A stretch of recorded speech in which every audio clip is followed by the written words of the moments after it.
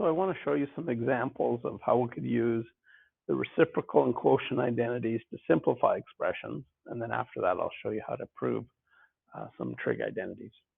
So my first example here is that sine times tangent times cosine, which is just an expression, can somehow be simplified.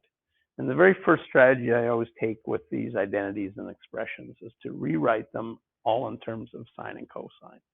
Or in other words, sine really doesn't change, but tangent I can rewrite as sine divided by cosine.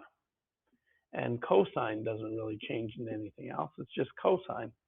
And so when I look at that, what I end up with is sine times sine over cos times cos. Now cosine over cosine, those will cancel and give me 1. And sine times sine will give me sine squared. So this whole expression simplifies to sine squared theta. My second example here is secant times cotangent plus 1 over sine. So if I'm using my strategy to rewrite everything in terms of sine and cosine, I could rewrite secant as 1 over cosine and cotangent as cosine over sine.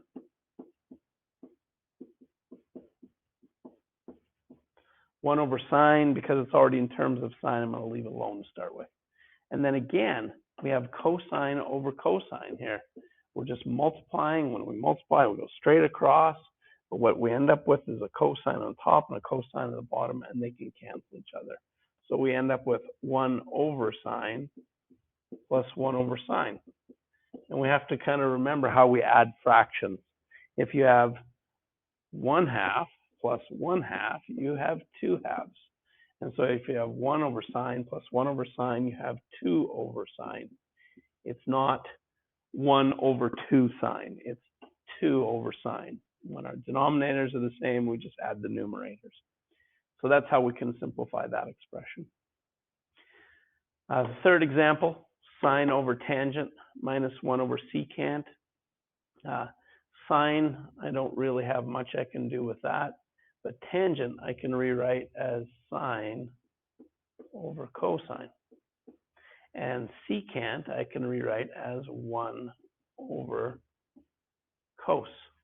Now, how do I deal with dividing by these ratios, or they're like fractions, they're ratios, sine over cosine? How do I end up dividing by that? Well, I remember my work with fractions from junior high. If you have an expression that's a fraction and we're dividing, we can rewrite it as timesing by the reciprocal. So I'm going to rewrite this as times by cos over sine, rather than dividing by sine over cos.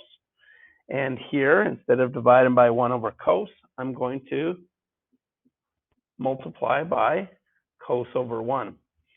And let's be really honest here with this one. I made this much more complicated. If I remember that secant is the reciprocal of cos, then 1 over secant better be cosine. I should just know that. And it comes with time.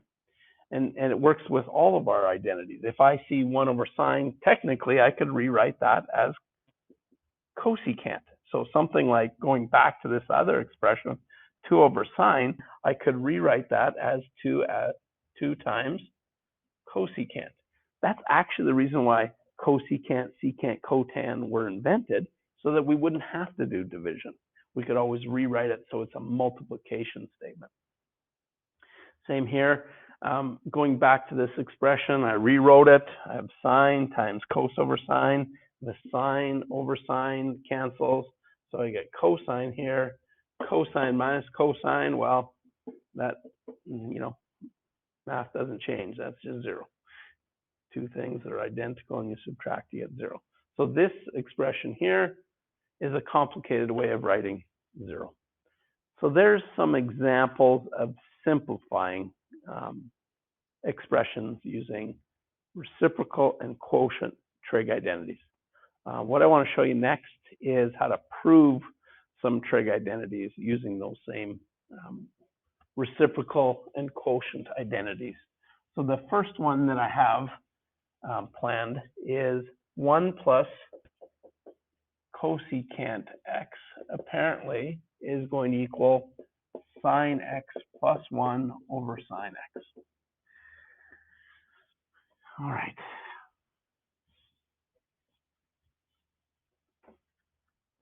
Lots of ways to go about doing these identities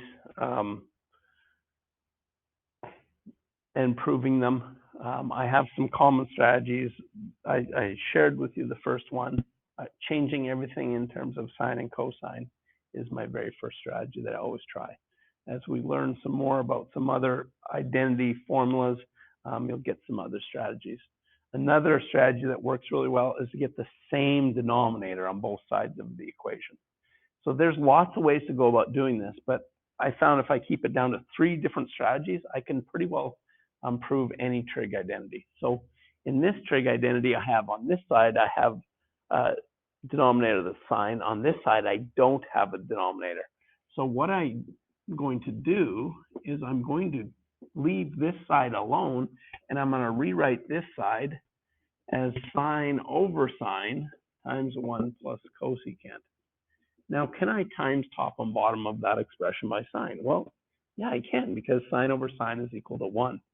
But the reason why I'm doing that is so that I can get a denominator, a same denominator on both sides of my equation. And then at least when I'm looking at the two sides and trying to make them equal to each other, because that's what I'm doing when I'm proving trig identity, is I'm trying to show that the left side and the right side are actually the same thing. Well, at least by getting the same denominator, I have the denominators the same. So now I just have to somehow show those are the same. Well, that's actually not too bad, because if I multiply this sine in to both the 1 plus the cosecant, I get sine times 1, which is sine, and sine times cosecant, which gives me sine times cosecant. Now, if you think carefully what we just finished talking about with reciprocal identities, sine and cosecant are actually reciprocals of each other. So when we multiply sine and cosecant together, we always end up with 1, because cosecant is really 1 over sine. Times by sine, you get 1. Look, we made the two sides the same. So that's my second strategy. My first strategy is often to change things into sines and cosines, but when I have an identity to prove and I have denominators, my strategy that usually works well for me is to get the same denominator on both sides of the equation. So there's an example of a proof. Let me prove a couple of others. The next one here is, let's go with 1 plus cotan over 1 plus tan. Apparently that's going to equal cotan. So again, because I have a denominator on this side and I don't have one on that side, I'm not going to change everything to sine and cosine. There is a way to do this one by that method. It just takes a little bit longer and it's kind of messier. So instead, I'm going to work with the common denominator idea. This side, which is kind of complicated, I'm going to kind of leave alone. This side, I'm going to times top and bottom by 1 plus tan. Now, I might have neglected it on the last identity, but just remember, when we're multiplying by expressions like this, they're like fractions. The 1 plus tan here multiplies to the cotan x. The 1 plus tan down here is multiplied to the over 1. It's not written, but cotan is over 1 here. So I end up with an expression like this. And again, I've got the same denominator. I just have to worry about the numerators. And if I multiply the cotan in, I end up with something happening the exact same as the last question. I end up with two reciprocal ratios multiplied. So cotan times tangent is always equal to 1, because they are just reciprocals of each other. And so I get it simplified down to here, and sure enough, once I've made the denominators same and multiplied out the numerators, they're actually the same. the two sides are equal, and we've proven that identity. One final example here. Let's go with 1 over cos secant cotangent, and apparently that's got equal tangent. So if I was trying to solve or prove this identity, again, I split it up in the left side and the right side.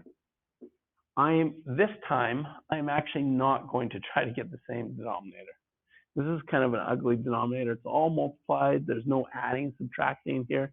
So I'm actually going to stick to my first strategy and change everything to sine and cosine. And that's because there's no real adding and subtracting here. It's all multiplied. So as soon as I see everything's multiplied like that, I'm anticipating that when I rewrite it in terms of sine and cosine, some things are going to cancel. So over here, cos, I can't really rewrite it as anything, but secant I could write as 1 over cosine. And cotangent, well, I could rewrite that as cosine over sine. And then tangent over here, sine over cos. When I go to simplify this expression, cosine times 1 over cosine cancels. I get 1 over cosine sine. And again, when I'm dividing by fractions, I multiply by the reciprocal. So instead of dividing by cosine and sine, I'm going to times by sine over cosine. So I'm taking this whole thing that I'm dividing by and rewriting it as multiplying by the reciprocal. When I do that, I see the two sides are equal. Now I could have left this as, there's lots of ways to do these. I could have left this as 1 over cotan. Those would have canceled, and then if I remember that 1 over cotan is equal to tan, I could have showed that the two sides are equal as well. So there's some examples of trig identities. Hopefully they help you out in solving some of the trig identities that I've given you on the worksheet.